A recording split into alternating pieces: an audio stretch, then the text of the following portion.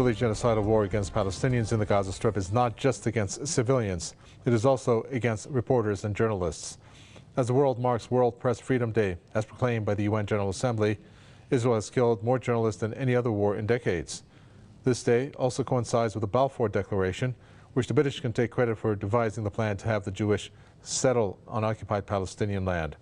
In this edition of the Spotlight, we will look at how the Israeli regime's genocide in the Gaza Strip and its war being waged, an invasion being waged against Lebanon, are proving too costly for it to handle, as it braces itself for a retaliatory attack by the Islamic Republic. First, let me introduce our guest for this edition of the Spotlight. Kara Mustafa is a journalist and political commentator who joins us from London.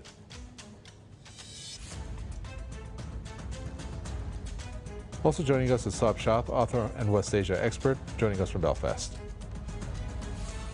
Welcome to you both, and it's great to see you, Kara Mustafa. And unfortunately, we're looking at a grim set of stats here. First, since your title has journalist in it, when you take a look at this grim stat of 185 journalists and media workers to have been killed in the Gaza Strip on this day of something that the UN has rendered as a day to mark a journalist, what does that make you think in terms of why this is continuing, and of course the shocking figure itself?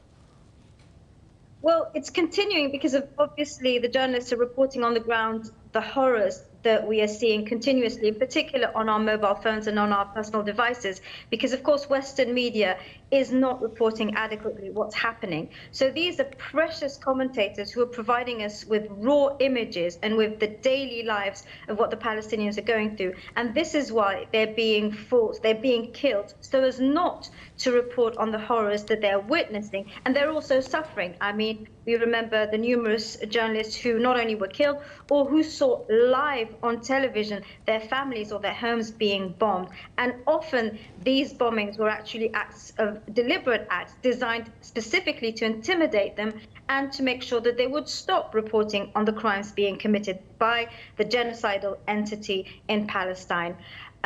Regarding what it makes me feel, I mean, it makes me feel incredibly angry, because we're seeing the double standards once again, even in regards to journalism. Elsewhere, had one journalist died or been even targeted, it would be on all screens, it would be widely reported, you'd have international condemnation, it would probably lead to sanctions as well, and some form of political sanctions on the country where said one journalist would be killed. And yet here we are and have an astonishing figure, and there are no consequences whatsoever to what is now essentially a satanic genocidal entity we call Israel.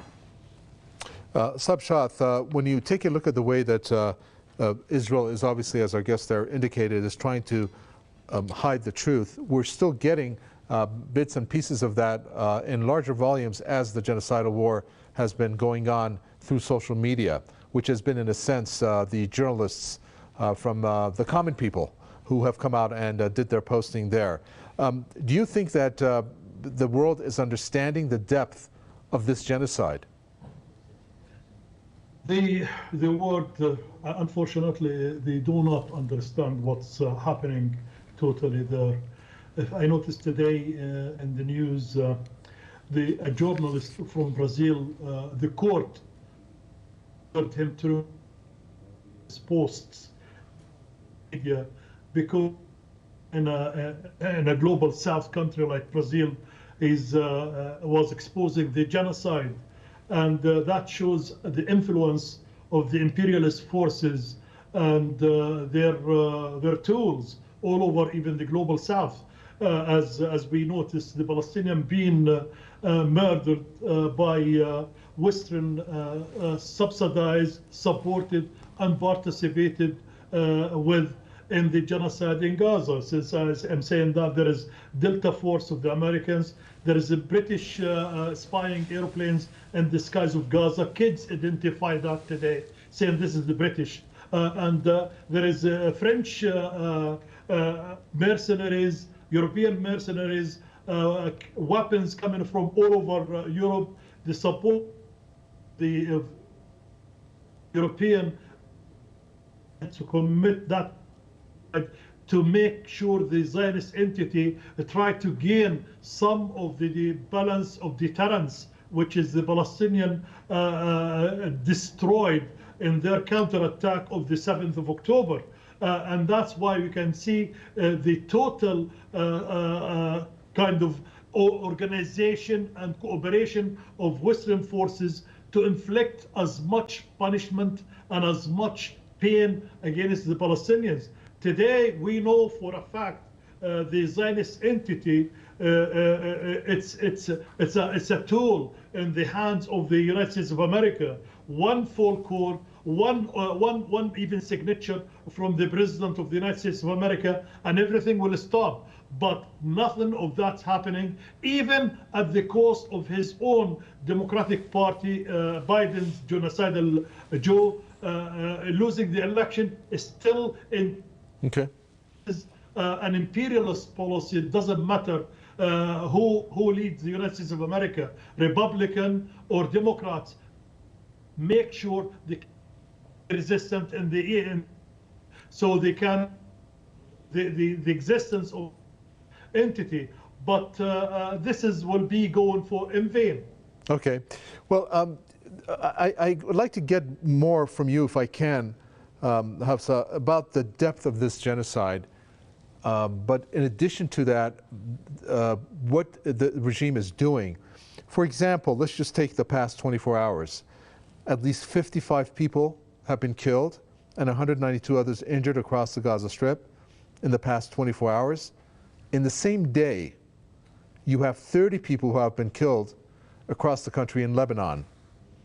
25 towns and villages in Lebanon's Bekaa Valley to have come under heavy Israeli airstrikes. And what's happening in the northern part of the Gaza Strip is a combination of starvation being used as a weapon of war and this mass displacement that's taken place. Do you think that, what do you think about the fact that the Israeli regime is acting on those fronts in the form and manner that it is? Well, I think what it has is high on its impunity. If you remember back in October of last year, when they first bombed the Al-Shifa hospital, they immediately denied it. They immediately accused Hamas, and they immediately found excuses. And why? Because they assumed that there would be consequences to what they had done. They probably assumed that some of the Arab countries that normalized would have ripped up the Abraham Accord and say, well, no, that's a red line you've crossed. We'll no longer have relations with you. They assumed that there would be some form of, well, at the very least, a verbal condemnation. But what happened, in fact, is nothing. Obviously, the West backed Israel fully, claiming that it was acting in self-defense. It perpetrated lies such as the 40 decapitated babies, which we now know was an absolute fallacy. It was faked and it was constantly repeated. And of course, the Arab countries, the accomplices in this genocide, failed to act, didn't even react, and in some cases reinforced their relations with this genocidal entity. And what has happened consequently is that, realizing that there was no stopping them, they've gone on and committed the most horrific atrocities, and actually even going as far as bragging about them on video. We've seen many soldiers committing acts live and filming themselves and bragging about them. Because why? Because there was no consequence. So this is an act, these are criminal acts that have been perpetrated with the support of the international community that has failed to act in any means possible against the genocidal entity. And in a way, it has sort of fed the bloodlust that the Israelis seem to have and have always had. Well, I need to ask you, because, and I don't want to continue on this line, but I need to ask you, Hafsa, the way that this regime forces have foolishly, in a sense, documented the type of atrocities that they have committed. It's, you know, you can't have a normal person doing that. So I'm wondering, I don't know if they're getting trained to do what they're doing, or is that an innate thing? What is it that's bringing that out? Because it would be hard to have these in a manual for some of the things that we have known for them to do. Well, I mean, it comes down to the fact that you're coming from a country and a culture and a religious group that has values, where human life and values that we apply to us would apply to everyone. The Zionists go from an idea that they're based on the Jewish supremacy, whereby the non-Jews are not regarded as fellow humans, and therefore they feel that they can act with this level of impunity. Within our cultures, we feel that human life is sacred, irrespective of the faith of the adversary, and therefore things like babies, toddlers, etc., are absolute red lines. For these people, and we've had numerous commentators and even religious scholars come on live television and describe Palestinians as human animals, as not worthy of, as not having the same value as Jewish life, etc. And this is another way that they've given their soldiers a green light to commit what they've done. And of course, also by exaggerating what happened on 7th of October, such as the beheaded baby story, that kind of fueled the anger of soldiers who commit even more crimes. All right, thank you for that. We appreciate it. Subshath, let's get down to what's happening in Lebanon. You know, we hear more in the news that you know, the Lebanese, the Hezbollah forces are losing massively. They're being massacred or they're being taken out. And of course, we know the bombing campaign is continuing there. The numbers speak for themselves in terms of almost 3,000, from what I understand. 2,897 so far killed in Lebanon, with 13,150 wounded. But there are massive gains that are being made by the Hezbollah fighters themselves. I mean, they actually have hit in the past 24 hours 4 Israeli military bases, 1 military company, and we also know that if we want to take a look at the way that the regime forces' deaths are accumulating there, 900 wounded, 95 regime forces killed, 42 Merkava tanks destroyed, 4 military bulldozers, etc. That's not being highlighted. What is your assessment as to what's happening there, especially on the ground, and overall when it comes to Hezbollah's gains? Let me say that to begin with, compared to Gaza, which they didn't even achieve any of their goals, declared goals, and the Palestinian resistance wanted to target the Merkava, used Yasin 105, which needs at least to be not farther than 100 meters away from the Merkava or any armed vehicle. And they still, the Palestinian, using their that capabilities, cause them a lot of damage. In Lebanon is different. In Lebanon, the Lebanese Hezbollah resistance in there is 10 times bigger and stronger than the Palestinian one in Gaza, who directed that massive blow which shocked the whole entity with its own Western supporters. So they have kind of, they call it Al-Masa, which is the diamond, or the Cornet missile, which is, they can from 10 kilometers to 5 kilometers from attack the Merkava, and we of its all the TV cameras on how to control. Militarily, it's strong. The Zionist entity, Netanyahu, came to us after a lot of intelligence assets being deployed in Lebanon since the 2006. Invested by the West Arab Lebanese reactionary forces to target and to shake the Lebanese leadership. And that once they tried to assassinated the martyr Hassan Nasrallah, Netanyahu came with a plan and a map that is the new Middle East. They're gonna destroy the whole area and refragment the Middle East and create a new Middle East with their chaos theories.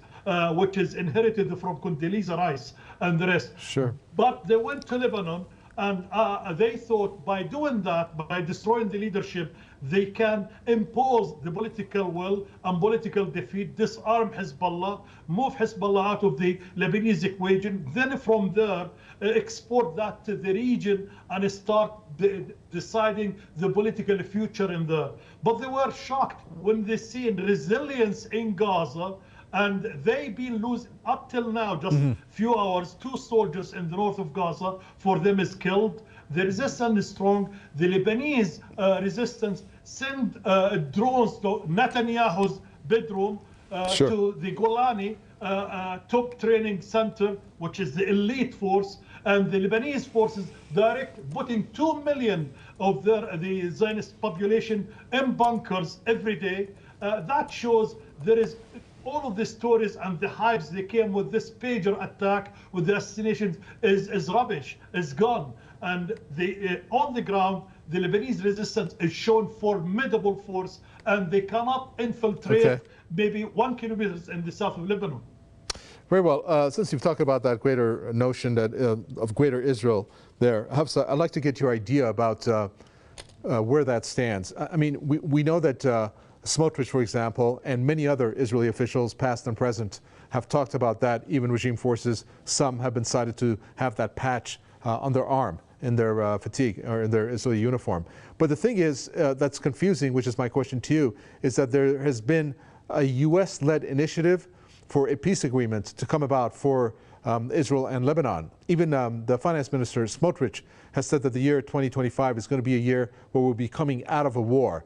This doesn't sound like the push for the greater Israel notion, which is a non-starter anyways for the regime to think that it can actually proceed that way, unless, of course, we're seeing the support that it's getting from the US. What are your thoughts on that? Well, it's twofold. I think their plan now is out in the open. I mean, it would have been a very fringe minority within the Zionist entity that would have spoken about a greater Israel. Although, of course, Israel from day one has never had actual set borders. This is very important to remember. They've always refused to actually set their borders precisely because they're based on an expansionist ideology. So there's always been this fringe minority that actually aspired to greater Israel, which gnaws into Egypt, Jordan, even way into current Saudi Arabia, which is why it beggars belief that these countries still entertain relations and still haven't set any kind of boundaries with the terrorist state of Israel.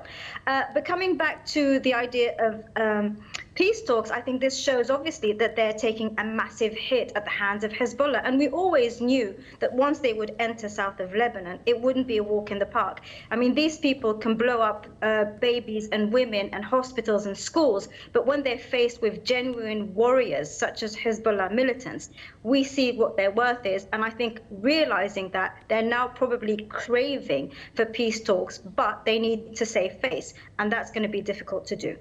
How much of this has to deal with the U.S. elections? I mean, really, Sabshat, taking a look at the peace agreement, they said that they're going to have one. I mean, just a couple days back, you had the parliament speaker even say that within hours or days, we're going to have a peace agreement.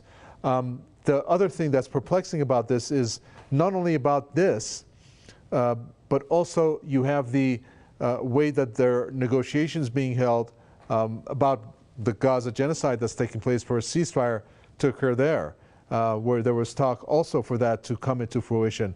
I mean, are we looking at this just being a ploy by the U.S. to maybe show face and have something in their hands for the upcoming elections? Yes, it's a ploy since it's have its own Palestine in Tel Aviv. They've been in there. They never even went to Lebanon, and all of that to show for the American electors from the supporting Zionist entity, Jewish or Democrat or right wing. We have our own administration guys in there and showing support for the Zionist entity. That's part, and the other part. For a year and nearly a month, we have the Americans. We are negotiating. We are trying to reach such a resolution with the Palestinian over prisoners swap and stuff like that. It's all a smoke screen to keep the genocide going while telling their own people we are trying, but there is obstacles, and these obstacles always it was the Palestinian resistance telling their own people. The last obstacle they were telling the martyr Sinwar, and now after Sinwar is gunfighting in the battle and martyr. They showing, okay, now we want to try and explore. And what they are actually doing, Netanyahu or the Americans, are lying to their own people, are keeping the genocide going and keeping tight in what you can imagine from the United States of America when it's telling the Netanyahu government who stopped the aid, all Gaza Strip, there is no aid coming to Gaza Strip, while issuing bills of dismantling UNRWA from working in there, said, we're giving you 30 days to bring food in. 30 days in a genocide, in a famine, striking the north of Gaza. That's the United States of America as kind of tactic. The United States of America don't care. It's part of the genocide. So all of that is a smoke screen, nothing to do with the election. Once the election even done, and the 20th of January will be the inauguration of the new president, and after that the president will be in office, then they will see who's been elected and what they're going to be happening. Those people are criminals, those people are committing genocide live on TV, and there is no shame. All right, the northern Gaza Strip, Hafez Mustafa talked about how it's being somewhat exterminated. I mean, it's being ethnically cleansed. They call it a general's plan. Netanyahu and his team has come out and said that they reject that. There's not a general's plan in place. The U.S. has asked Israel not to do what it's doing there in the northern Gaza Strip. We know that there's 400,000 Gazans at this point. At this point, I believe that there's less now because of the deaths that are being harshly, as I mentioned before, displaced. There's hunger that's taking place, etc. And this 30-day notice is coming up. Is that another false promise in the news for the U.S. to have some kind of propaganda out there in order for it to gain some kind of vote for the U.S. elections? I mean, what was that all about, do you think? I mean, the idea is already ridiculous. You're seeing a population that is starved, food and water and basic amenities. We're seeing children dying and displaced, and yet we're saying, let's wait 30 days. Why wait 30 days? The US has the military and the political might to literally tell Israel, we want food and we want water and we want aid to go in now. And you have to stop displacing the civilian population. They have the power to do that. What does 30 days mean? You know, please, within 30 days, you can kill half of the population and then maybe we'll react. Maybe we'll save time to see whether, you know, the mood in the US swifts in favor of genocide or not. It's absolutely disgusting and ridiculous. And it shows the level of dehumanization that we're seeing among Western leaders in regards to Arab, Muslim, Middle Eastern life in general. All right, I got time for the last question here. When we take a look at the countries that have come out and blasted the Israeli regime on the public stage, Saab Shah, there are some who are continuing doing business with Israel. Some of the countries involved, you probably would be surprised maybe, unless you know them already, such as countries like South Africa, such as India, such as Russia, countries that have come out, again, condemning the genocide, but there's business that's going on. Why do you think they are continuing with trade when this genocide is happening at the same time? The three countries, to start with, I want to start with Russia. Russia, since the collapse of the Soviet Union, the Soviet military complex, the United States of America with the Gorbachev, moved to the Zionist entity and tried from there to create a regional superpower using the Russian immigrants in there under the return law, which is 99.9% of these Russians are Christian Orthodox, not Jews, if we even want to talk about the right of return for Jews, which is illegal actually. And that's created the kind of relationship with the Russian Putin government, right-wing Putin government there. And the same thing, South Africa, there is Jewish community which is connected in there and the government. Sorry. India, Sorry, we're just fresh out of time. I do apologize. I do have to mention also the Arab regimes who continue doing business, but we're fresh out of time. Thank you, Hafez Mustafa, journalist and political commentator from London. Sorry to have jumped in there, Saab Shah. I apologize. Saab Shah, author and West Asia expert from Belfast. With that, we come to an end for this edition of The Spotlight.